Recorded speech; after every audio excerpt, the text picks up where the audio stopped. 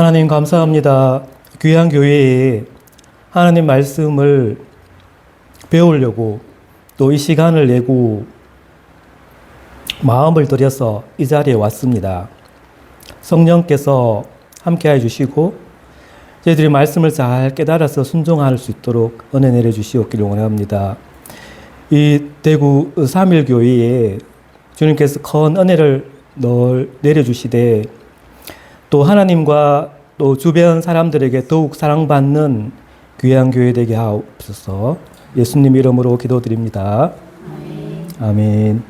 자, 오늘 히브리서 11장 보고 있는데 오늘은 히브리서 11장 8절부터 보겠습니다. 히브리서 11장 8절에서 19절까지 8절이죠. 8절에서 19절까지 했습니까? 네. 우리 교독할게요. 제가 먼저 봅니다.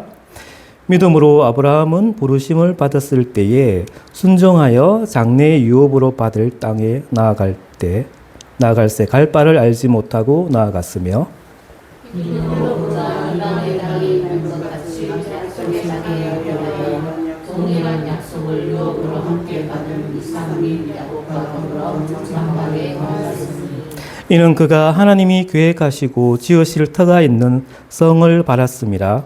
믿음으로 사라 하시고 나이가 많아 안성하였으나 별세인 유업을 얻으니 이는 약속하신 이를 믿으신 줄을 알았습니다. 이러므로 죽은 자와 같은 한 사람으로 말미암아 하늘의 허다한 별과 또 해변의 무수한 모래와 같이 많은 후손이 생육하였느니라. 이 사람들과 믿음을 따라 죽었으며 약속을 받지 못하였으되 그것들을 멀리서 보고 원하며 논란에서는 맹명과 나그네의 힘을 증명하였으니 그들이 이같이 말하는 것은 자기들이 본향 찾는 자임을 나타냄이라. 그들이 마음으로 하나님을 설명하였더라며 돌아갈 기회가 있었으리니와 그들이 이제는 더 나은 본향을 사모하니 곧 하늘에 있는 것이라. 이러므로 하나님이 그들의 하나님이라 일컬음 받으심을 부끄러워하지 아니하시고 그들을 위하여 한 성을 예비하셨느니라. 아브라함은 시험을 당할 때에 믿음으로 이삭을 드렸으니 그는 약속을 받은 자에게 그 외아들을 드렸느니라. 그에게 이미 말씀하시기를 네 자손이라 칭함 자는 이삭으로 말미암으니라 하셨으니 하나님이 이삭을 죽은 자 가운데서 다시 살리실 줄로 생각하느니라. 이르건대 그를 죽은 자 가운데서 복받으신다. 아멘. 자, 우리가 히브리서 11장을 지금 공부하고 있는데 여기 그 16명의 그 믿음의 선진들이 나옵니다. 그 중에 오늘은 이제 아브라함과 사라에 대해서 이제 공부하려고 하는데 이 히브리서 11장 이 49절 중에서 이 아브라함과 사라가 거의 3분의 1을 차지해요. 그만큼 중요하게 이제 히브리서 저자가 보고 있는 거죠. 아브라함은 신약 성경에서 많이 언급되죠. 한 74번 정도 언급된다고 합니다.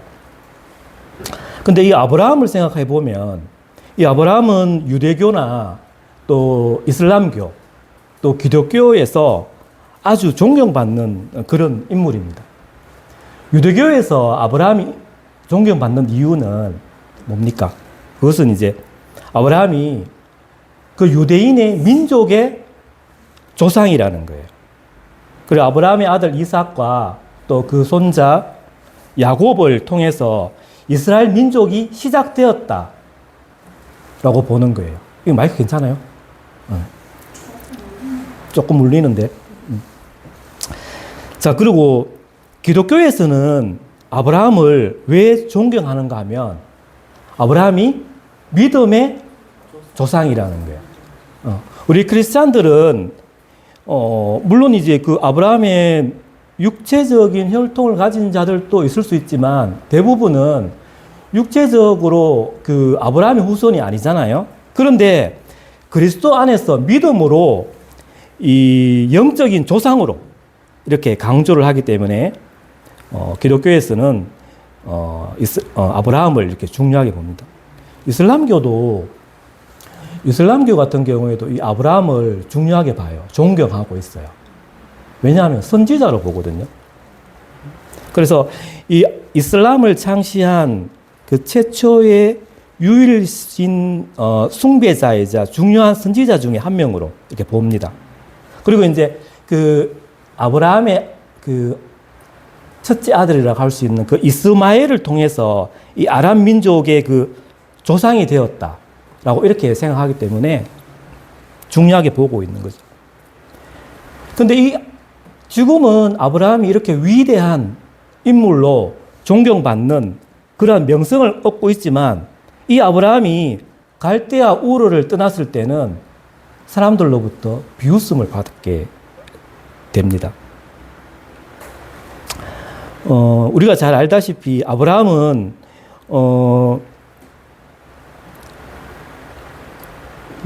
어디로 갈지 또 어떻게 갈지 알지 못했어요. 우리가 뭐 예를 들어서 이제 가을이 되어서 뭐 여행을 갈 수도 있는데 가족끼리 여행을 가게 되면 어디로 가는지 뭐 경주로 갈 건지 부산으로 갈 건지 목적지를 알잖아요. 그리고 가게 되면 어느 정도 시간이 걸릴 거다. 그걸 알잖아요. 근데 아브라함은 전혀 몰랐어요. 아브라함이 친척들에게 이제 작별 인사를 하겠죠. 그런데 그때까지도 아브라함은 어디로 갈지를 알지 못한 거예요. 이 아브라함은 믿음으로 사는 법을 배우고 있는 거예요. 그래서 우르의 그 시민이 되는 대신에 이제 그 나라를 떠나면 외국인이 되는 거예요. 그 나라를 떠나면. 그리고 나그네가 되는 거예요. 아브라함은 고향을 떠났기 때문에 이방인이었어요. 이방인이죠. 그리고 외국인이죠. 그리고 아브라함은 더 좋은 본향, 지금 살고 있는 그 본향보다 더 좋은 본향으로 향하고 있었기 때문에 순례자라 할 수 있어요. 순례자라. 하나님께서는 아브라함 부부 안에서 놀라운 일들을 이루셨어요. 왜냐하면 그들이 믿음으로 행했기 때문에. 그리고 순례자로 이방인으로 살았기 때문에 하나님께서는 아브라함 부부에게 놀라운 일을 행하시는 거예요. 자, 오늘 아브라함을 읽기 전에 우리가 창세기를 잠깐 봐야 되는데 창세기 12장을 잠깐 볼게요. 창세기 12장에 보면 우리가 잘 알고 있는 그 하나님께서 아브라함에게 주신 약속이 있어요. 그게 이제 창세기 12장 1절에서 3절까지 있습니다. 우리 한 목소리를 한번 읽어볼게요. 창세기 12장 1절에서 3절까지입니다. 시작. 여호와께서 아브라함에게 이르시되 너는 너의 고향과 친척과 아버지의 집을 떠나 내가 내게 보여줄 땅으로 가라. 내가 너로 큰 민족을 이루고 내게 복을 주어 내 이름을 창대하게 하리니 너는 복이 될지라. 너를 축복하는 자에게는 내가 복을 내리고 너를 저주하는 자에게는 내가 저주하리니 땅의 모든 족속이 너로 말미암아 복을 얻을 것이라 하신지라. 아멘. 여기 보면 여호와께서 아브라함에게 말씀하시죠. 너로 큰 민족을 이루게 하겠다. 이렇게 말씀하시는 거예요. 이때 아브라함의 나이가 몇 살이었어요? 75세. 네, 75세. 75세이고 그 아내 사라가 10살 미치니까 65이겠죠. 그런데 하나님께서 너를 통해서 큰 민족을 이루겠다는 거예요.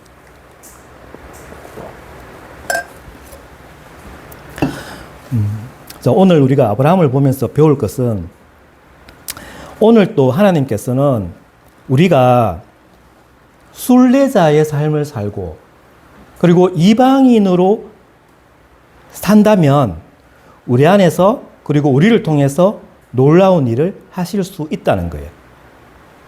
자, 그러면 아브라함을 통해서 우리가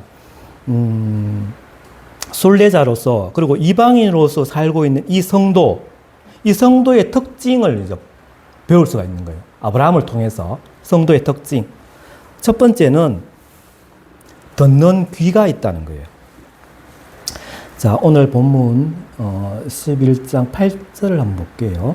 보면 믿음으로 아브라함은 부르심을 받았을 때에 이렇게 말씀하고 있거든요. 그러니까 우리가 믿음은 들음에서 나잖아요. 들음은 그리스도의 말씀으로 말미암는다라고 로마서에서 말합니다. 자, 하나님께서 아브라함에게 나타나셨어요. 그리고 말씀하시거든요. 그래서 아브라함은 하나님의 말씀을 들어요. 그리고 그 마음 속에서 믿음이 생기기 시작하는 거예요. 자, 우리가 하나님의 말씀을 들으면, 오랫동안 하나님의 말씀을 듣는다면 두 가지 반응이 나타나요. 딱 두 가지. 하나는 하나님의 말씀을 들으면 예수 그리스도를 믿고 구원을 받거나 아니면 거절해요. 두 가지가 딱 나타나요. 다른 길은 없어요. 아브라함 부부는 하나님 말씀하실 때에 하나님의 음성을 들을 수 있도록 귀를 기울이는 거예요. 이게 성도의 특징이라는 거예요. 하나님께서 말씀하실 때 귀를 기울이는 게 이게 성도의 특징입니다. 그리고 아브라함이 하나님의 말씀에 순종을 하면 그의 인생이 평탄해요. 그 세상적인 말로 성공하는 삶을 사는 거예요. 그런데 아브라함이 말씀을 중요하지 않게 여기고 무시할 때가 있어요. 그때는 어려운 형편에 빠진다는 거예요. 이게 성도의 삶일 수 있어요. 그 아브라함의 삶을 통해서 우리가 배우는 거예요. 아, 하나님 말씀을 듣고 순종했을 때 우리가 형통하더라. 그리고 하나님 말씀을 무시하고 떠날 때에 어려움이 오더라. 그런데 반대로 생각해 보면, 아, 내가 하나님 말씀을 잘 들어서 형통할 때도 좋은데 하나님 말씀을 무시했을 때에 하나님께서 아무 징계가 없다. 이러면 여러분 그때는 신경을 바짝 써야 돼요.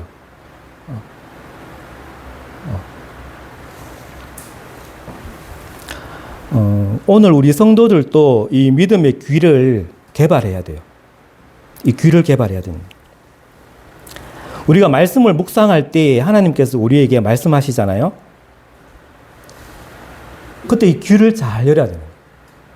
귀를 기울여서. 하나님께서 귀를 만드신 이유가 있겠죠. 우리의 귀를 만드신 이유. 왜 귀를 두 개씩이나 만드셨겠어요? 한 개도 아니고. 잘 들으라는 거죠. 그죠? 자, 우리가 하나님 말씀을 통해서도 하나님 말씀하시고 또 어떨 때는 목회자를 통해서 하나님께서 말씀하실 때도 있어요. 그리고 주변에 아주 경건한 친구를 통해서 하나님께서 말씀하시기도 합니다. 진정한 순례자는 하나님의 음성에 귀를 기울이며 인생을 살아갑니다. 긴박한 순간에 말씀을 들을 수가 있어요. 귀 있는 자는 들으라 라고 예수님께서 말씀하시잖아요. 그리고 어떤 선지자가 말했죠. 말씀하시옵소서 주의 종이 듣겠나이다. 이렇게 말씀했잖아요. 자, 두 번째. 순례자로 살아가는 성도의 특징은 순종하는 발이 있어요. 8절 하반절에 보면 이렇게 말합니다. 장래 유업으로 받을 땅에 나아갈세라고 말하죠. 믿음은 듣는 것 이상을 의미하죠. 믿음은 듣는 것으로 끝나지 않아요. 행동으로 나타나요. 여기 보면 8절에 보면 믿음으로 아브라함은 순종했다라고 나오죠. 부르심을 받았을 때 순종했다. 그래, 하나님의 말씀은 믿음을 낳을 뿐만 아니라 하나님의 명령을 행할 수 있는 능력을 주신다는 거예요. 그래서 우리가 어떤 그 단순한 지적인 신앙만으로는 부족한 거예요. 그냥 감정적인 신앙만으로는 부족해요. 단순한 지적인 신앙이나 감정적인 신앙은 순종의 행동을 낳지 못할 수가 있어요. 그래서 전인격이 하나님의 말씀에 복종해야 돼요. 그래서 하나님의 말씀이 우리를 순종하게끔 인도한다는 거예요. 지난주에 누구에 대해서 제가 말씀했어요? 노아. 노아는 전인격적으로 하나님을 믿었어요. 그래서 누가복음 1장 37절 말씀같이 대제 하나님의 모든 말씀은 능치 못하심이 없다라고 말씀하시죠. 자, 아브라함과 사라가 하나님께 복종했을 때 그들은 어디로 가고 있는지를 알지 못했어요. 믿음의 생활은 믿음의 첫걸음부터 시작합니다. 아브라함 부부는 한 번에 한 걸음씩 순종해 갔습니다. 그 결과 하나님께서는 약속된 목적지로 인도하시는 거예요. 자, 하나님의 그 순례자들은 항상 이동을 해요. 이동합니다. 움직여요. 움직이기 때문에 순종하는 발이 필요하다는 거예요. 그리고 아브라함에 대해서 창세기 읽다 보면 아브라함이 계속 장막에 대해서 이야기해요. 장막. 아브라함의 장막. 그리고 아브라함이 살고 있는 그 집이 천막이잖아요. 천막이에요. 자, 왜냐하면 아브라함은 만약에 고정되어 있는 어떤 돌로 지은 집이나 이런 집이면 거처를 옮길 수가 없잖아요. 이동할 수가 없잖아요. 그래서 이 아브라함의 장막이 자주 언급이 돼요. 롯도 장막을 쳐요. 근데 롯은 소돔으로 간 이후에는 장막을 안 쳐요. 그냥 거기에 살아요. 신자는 이 세상에 영원히 정착되었다라고 느끼기 시작하면 위험한 거예요. 순례자 그리고 나그네로 우리는 이 땅과 분리되어 있어야 합니다. 언제라도 이동할 수 있도록 준비하고 있어야 되는 거예요. 결국 신자는 일시적인 처소에 살고 있는 거예요. 우리의 시민권은 어디에 있어요? 하늘에 있잖아요. 물론 땅에도 우리가 이제 시민권이 있지만 우리의 시민권은 하늘에 있기 때문에 우리가 세상과 세상적인 것들에 지나치게 집착하지 말아야 돼요. 이 세상과 벗대는 것을 경계해야 됩니다. 왜냐하면 이 세상을 사랑하지 말아야 하기 때문이죠. 신자가 이 세상을 사랑하면 이 세대에 순응하게 돼요. 그러면 우리의 목표로 삼았던 그리고 모든 것들이 세상과 함께 정죄당하는 것을 보게 된다는 거예요. 이 롯 그리고 그의 가족에게 그런 일들이 일어났습니다. 신자는 이 세상에서 순례자라는 사실을 만약 잊게 되면 우리의 삶의 동기, 우리의 삶의 가치들이 혼란해지기 시작한다는 거예요. 순례자는 약속을 따라 삽니다. 하나님께서 아브라함을 부르셨을 때 하나님의 계획을 하나님은 길게 설명하지 않았어요. 오늘 12장 1절에서 3절을 보면 그 약속이 짧아요. 하나님께서는 다른 계시를 받을 때까지는 그 약속을 따라 살아가기를 기대하시는 거예요. 근데 그 당시에 그 약속이 성취되기가 참 불가능해 보였어요. 그렇잖아요. 그런데 아브라함은 그때 믿음이 효력을 발휘하기 시작하는 거예요. 아브라함은 어디로 갈지를 알지 못하면서도 순종합니다. 자, 그 믿음의 놀라운 점은 순종을 함에 따라서 그 믿음이 성장한다는 거예요. 그 믿음의 근육이 성장하는데 이 믿음의 근육은 우리가 토론을 통해서 믿음이 성장하지 않는다는 거예요. 믿음은 순종에 의해서 단련된다는 거예요. 그러니까 우리가 어떤 그 운동을 할 때 뭐 헬스라든지 뭐 하게 되면 그 근육이 많이 사용할수록 강화되잖아요. 뭐 믿음이 그런 거예요. 믿음의 근육은 순종을 할수록 단련된다는 거예요.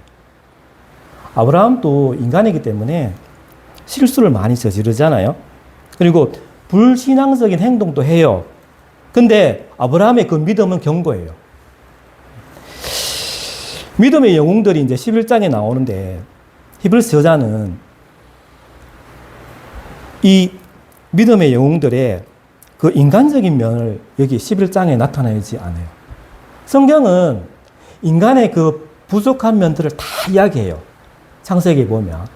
근데 히브리서 11장에서는 이 저자가 믿음에 우리가 본받을 점에 대해서 이야기하고 있는 거예요. 그 사람 약점이나 실수에 대해서 이야기하지 않아요. 믿음의 영웅들은 완전한 사람이 아니지만 완성되어 가고 있다는 거예요. 그 자신들의 그 약점 있고 실수가 있지만은 계속 믿고 순종한다는 거예요. 이에 따라 하나님께서는 그들에게 영광을 받게 되는 거예요. 자, 세 번째. 성도의 특징은 한결같은 눈입니다. 10절을 볼게요. 이는 그가 하나님이 계획하시고 지으실 터가 있는 성을 바랐습니다. 이렇게 말하고 있습니다.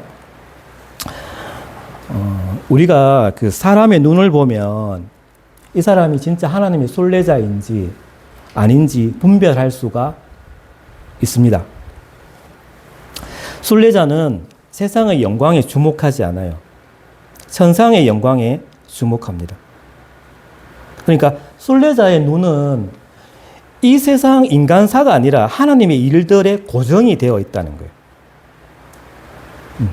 그렇지만 성도는 이 세상에 무관심할 수가 없어요. 무관심하면 안 돼요.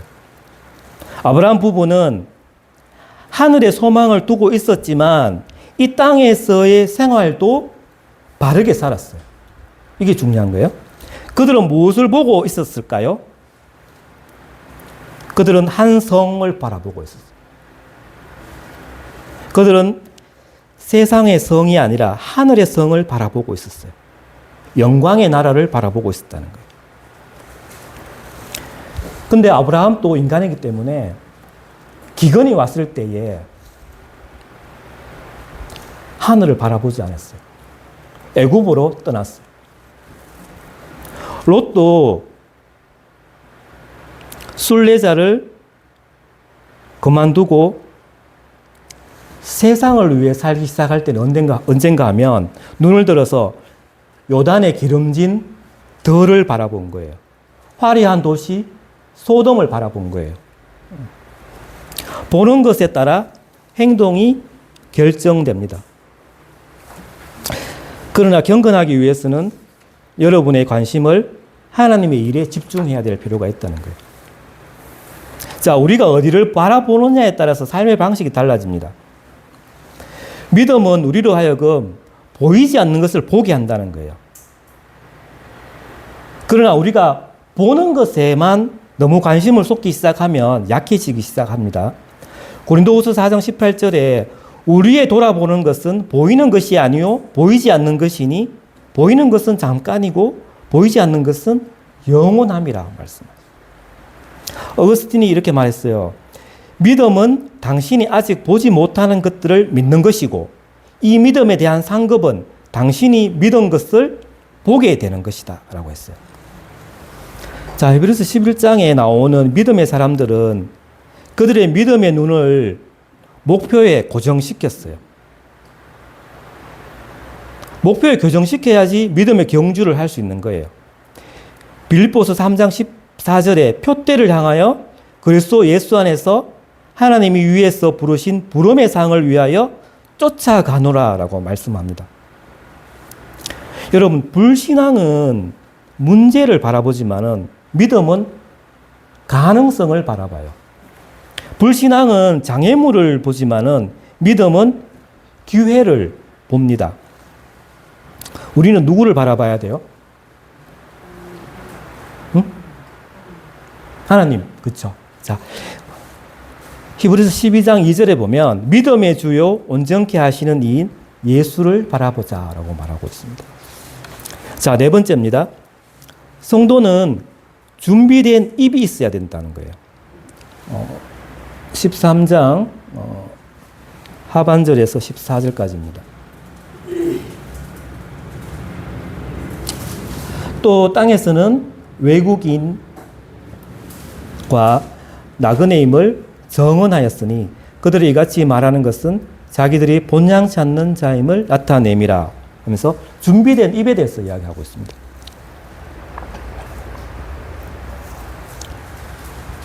믿음의 순례자들은 걷는 것만 하는 것이 아니라 말도 합니다. 자, 여러분이 성도라면 하늘의 소망을 다른 사람들과 나눌 준비가 되어 있어야 되는 거예요. 이것을 보고 순례자인지 아닌지 분별할 수 있다는 거예요. 믿음의 순례자는 자신이 순례자임을 부끄러움 없이 인정합니다. 여러분, 그 철로역정을 읽어보면 그 철로역정의 주인공이 이렇게 말하죠. 만나는 사람마다 자신은 지금 하늘의 도성을 향해서 가고 있다 라고 말합니다. 불신자들은 우리가 듣는 것을 못 들어요. 우리가 보는 것을 못 봅니다. 그런데 그들이 우리의 말을 들을 수 있어요. 우리의 행동을 봅니다. 그렇기 때문에 우리가 성도는 생명의 말씀을 나누어 줘야 되는 거예요. 사도행전 4장 20절에 보면 이렇게 말합니다.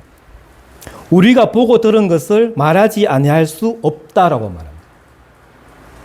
그러니까 그 사도 베드로와 요한이 그 공회에 잡혀가잖아요.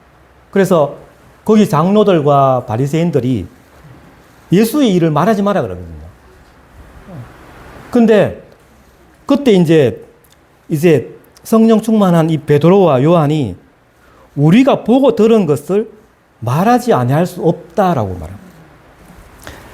우리는 우리 속에 있는 소망에 관한 이유를 묻는 자에게 대답할 것을 항상 준비해야 되는 거예요. 그러니까 제가 그 신학교 때 목사님이 그 교수님이 이렇게 말씀하시거든요.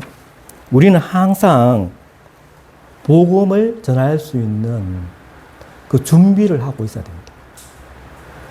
그러니까 그 복음을 10분 내로 이야기할 수도 있어야 되지만 그 복음을 3분 내로도 이야기할 수 있고 1분 내로도 이야기할 수 있도록 준비를 하고 있어야 된다라고 말했어요. 자, 하나님의 순례자는 하늘나라 그 본향을 찾고 있다는 것을 부끄러움 없이 인정합니다. 지금 살고 있는 이 세상은 내 본향이 아니잖아요. 나는 다만 지나가는 나그네일 뿐이에요. 근데 이 롯은 이 소돔 성에 만족을 해요. 그리고 자기 가족까지도 구원받지 못하게 하는 거예요. 그러니까 가족에게도 이게 바로 복음을 전가하지 못한 것 같아요. 의심이 드는 거예요. 그 가족도 구원을 받지 못하잖아요. 자기 혼자만 의인인 거예요. 그러나 아브라함의 증거는 그 집안 그리고 민족에게 축복이 되는 거예요. 그래서 오늘 믿음으로 아브라함의 자녀가 된 우리 모든 자에게 축복이 되고 있잖아요. 누가복음 1장에 제사장 한 명이 나오는데 사가랴예요. 세례 요한의 아버지 되잖아요. 이 사가랴가 하나님의 말을 믿지 않아요. 제사장인데. 그러니까 천사 가브리엘이 말하거든요. 근데 천사의 말을 믿지 않아요. 가브리엘이 말해요. 네가 내 말을 믿지 않았다라고 말하거든요. 그러니까 천사의 말을 믿지 않았다는 것은 그 천사를 보내 하나님의 말을 믿지 않은 거잖아요. 그래서 이 제사장이 하나님을 믿지 않은 거예요. 하나님의 말을 믿지 않은 거예요. 그 순간에. 그래서 그 사가랴가 말을 못 하잖아요. 그런데 마리아는 그 누가복음 1장에 찬양을 해요. 하나님을 믿은 이 마리아는 찬양이 터져 나오는 거예요. 고린도후서 4장 14절에 보면 이렇게 말합니다. 우리도 믿는 거로 또한 말하노라. 아멘. 자, 다섯 번째는 받쳐진 마음입니다. 15, 16절입니다. 자, 무엇이든지 그 마음에 사랑하는 것을 귀로 듣고 눈으로 보게 됩니다. 잠언 4장 23절에 보면 네 마음을 지키라 생명의 근원이 이에서 남이라 라고 말씀하고 있거든요. 아브라함을 우리가 이야기할 때 그 조카 롯이 계속 성경에 나오고 창세기도 나오는데 처음에 이 롯이 왜 자꾸 나오는지 모르겠는데 롯을 통해서 우리가 배울 점이 많다는 거예요. 아브라함을 통해서도 많이 배우지만 이 롯 한 사람 때문에 수천 년 동안 이 성도들이 배울 점이 많다는 거예요. 감사한 일이죠. 이 롯이 세상을 사랑했잖아요. 그의 마음이 세상을 사랑한 거예요. 그래서 그의 눈이 소돔을 보게 되잖아요. 당연히 그의 입은 마음속에 간직한 것을 말하게 되죠. 예수님께서 말씀하셨어요. 마태복음 12장 34절에 마음에 가득한 것을 입으로 말함이라. 그 마음에 있는 것을 입으로 말한다는 거예요. 악한 마음이 있으면 입으로 악한 것을 말한다는 거예요. 자, 아브라함이 갈대아 우르를 떠나서 새로운 땅으로 향해 갈 바를 알지 못하고 과감히 떠났을 때 그의 나이가 몇 살이라고? 75세. 75세보다 더 많은 사람 있어요? 하나님의 순례자가 되는데 지금 우리는 늦지 않은 거예요. 자, 히브리서 11장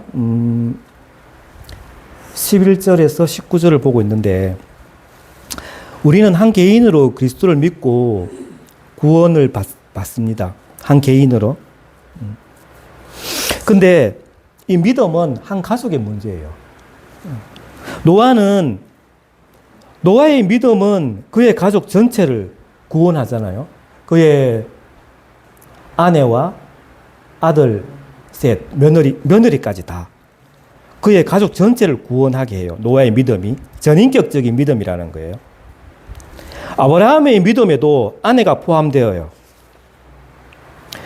베드로전서 3장 7절에 보면 생명의 은혜를 함께 유업으로 받은 자들이라 말하거든요. 하나님께서는 아브라함과의 약속을 성취하시려면 사라도 필요한 거예요. 그렇잖아요. 큰 민족을 이루기 위해서는 아브라함뿐만 아니라 이 사라도 필요한 거예요. 우리가 창세기를 읽어보면 이 사라에 대해서 읽게 되는데 사라가 어떤 믿음을 가졌는지 조금 우리가 의심할 수 있어요. 이 창세기 16장에 보면 사라가 이제 분명히 아브라함의 처니까 아브라함한테 들었을 거예요. 하나님께서 약속하신 거, 나를 통해서 큰 민족을 이루신다는 걸 들었을 거예요. 근데 이 남편 아브라함에게 자기의 여종 하갈과 동침하게 해요. 그래서 아들을 얻게 이렇게 제안을 해요. 사라가. 그런데 이스마엘이 잉태하고 나자 이 남편 아브라함과 이 여종 하갈에 대해서 적대적인 태도를 취하거든요. 그리고 나서 하나님께서 약속된 이 상속자의 어머니가 하갈이 아니다. 사라가 될 것이다. 라고 알려주거든요. 근데 이 사라가 그것을 듣고 비웃어요. 그리고 나서 나중에 사라가 또 거짓말을 해요. 하나님께. 그 궁지에서 벗어나려고. 그런데 하나님께서 사라가 웃는 것을 아시고 또 꾸짖게 됩니다. 이런 사라예요. 그래서 이 사라가 이 히브리서 11장 여기 믿음의 선진들이 16명 나오는데 그러니까 이때까지 모든 그 믿음의 사람들 중에 히브리서 저자가 골라서 16명을 선택을 하는데 그 중에 사라가 있다는 거예요. 사라보다 더 믿음 많은 사람들이 있지 않겠어요? 성경에 보면 여자 중에 믿음 있는 사람들이 있어요. 생활하는 사람들 있죠. 그런 사람들을 이야기하지 않고 사라를 지금 이야기하고 있거든요. 그게 조금 의아한 거예요. 자, 사라가 웃는 것을 하나님께서 보고 꾸짖으셨는데, 그렇다고 하나님은 아브라함에게 주신 그 약속을 변경하지 않아요. 하나님은 정말 믿으신 분이죠. 디모데후서 2장 13절에 우리는 믿음이 없을지라도 주는 일량 믿으시니 자기를 부인하실 수 없으시리라 라고 말씀하셨거든요. 그러니까 우리는 정말 믿을 만한 신실한 사람이 인간적으로 실수도 하고 넘어질 수도 있지만 하나님은 믿으신 분이라는 거예요. 믿을 만한 분이라는 거예요. 그런 분이죠. 하나님은 약속을 절대적으로 지키시는 거예요. 자, 여러분이 만약에 사라의 믿음을 10점 만점에 몇 점을 주겠어요?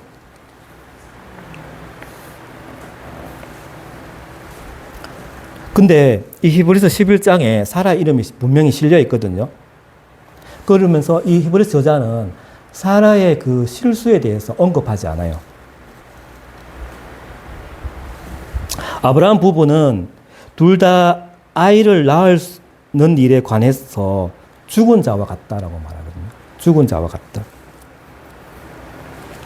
하나님께서 그들을 큰 민족으로 만들어 주시겠다고 이렇게 창세기 12장에 약속하실 때에 아브라함은 75세, 사라는 65세인 거예요. 그런데 그 약속이 10년이 지났는데도 그 약속이 안 이루어져요. 10년이 지났는데. 아들이 태어나지 않아요. 그래서 사라가 이제 차선책으로 그의 요종을 이제 동침하게 하잖아요. 그래서 이스마엘이 태어난 거예요. 근데 이스마엘이 태어나고 나서 13년이 지났는데 하나님께서 아브라함 부부에게 말씀하시는 게 없어요. 침묵하고 계시는 거예요. 아브라함이 99세, 그러니까 사라가 89세가 되었을 때 하나님께서 나타나시는 거예요. 또 그러면서 아들에 관한 약속을 다시 확인하시는 거예요. 죽은 자와 같은 그 사람이 가능한 일이 아니잖아요. 75세 때도 아닌데 99세가 되었는데 그 아들을 주시겠다고 다시 또 약속을 확인을 다시 하시는 거예요.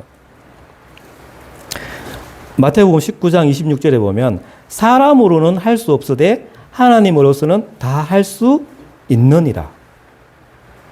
자, 하나님의 권능과 인간의 무능, 이것을 연결하는 고리는 하나님의 약속이에요. 아브라함 부부는 이 약속하신 이가 믿으신 분이라는 것을 알았어요. 이 11절 하반절에 보면 이는 약속하신 이를 믿으신 줄 알았습니다. 이렇게 말씀하고 있죠. 그러니까 사라도 하나님께서 믿으신 분이라는 것을 알았다는 거예요. 사도 바울은 로마서 4장 21절에 이렇게 말씀합니다. 약속하신 그것을 동안 능히 이루실 줄을 확신한다라고 표현했거든요.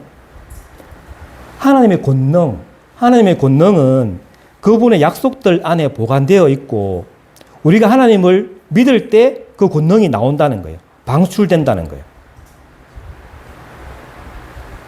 하나님께서 약속하셨는데 하나님의 그 능력이 우리가 하나님을 믿을 때에 일어난다는 거예요. 역사한다는 거예요. 아브라함 부부는 그들 자신의 그 죽은 육신을 보지 않고 죽은 자를 살리시는 하나님을 바라본 거예요. 없는 것을 있는 것 같이 부르시는 살아계신 하나님을 바라본 거예요. 마담 귀용이 이렇게 한번 말했다고 합니다.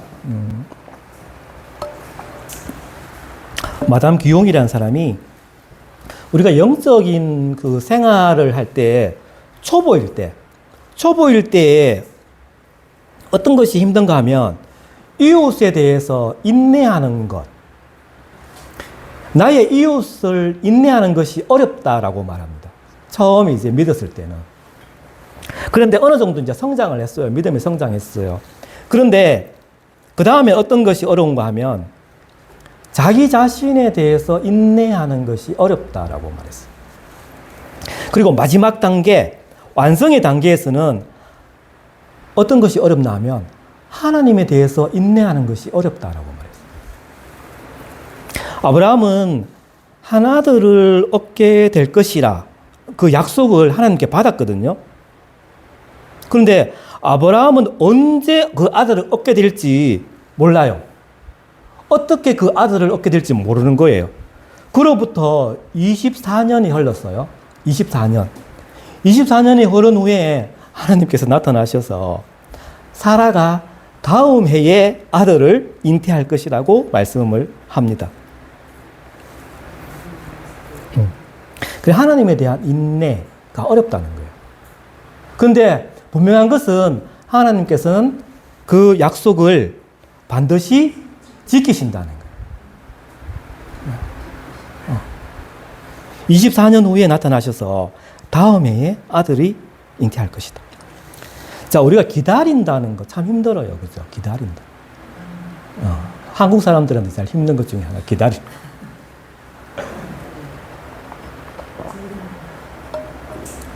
자, 우리 신앙에도 기다리는 인내가 필요하다는 거예요.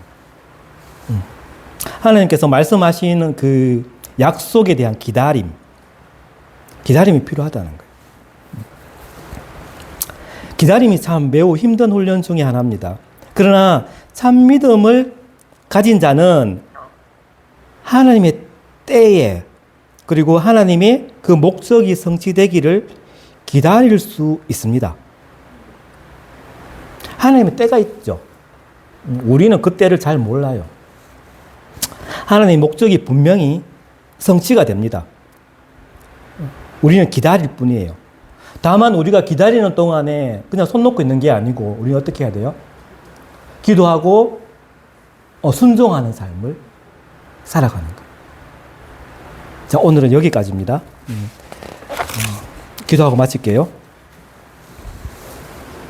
하나님, 우리가 성도로서 하나님 말씀을 잘 들을 수 있는 귀도 주시고 또 한 걸음 한 걸음 순종하는 발도 주시고 또 하늘의 성, 영광의 나라를 바라보는 눈도 주시고 또 하늘 도성을 향해 가고 있다라고 이웃에게 담대히 말할 수 있는 입도 주셔서 약속을 반드시 지키시는 그 하나님을 인내하며 기다리는 우리가 되게 하옵소서.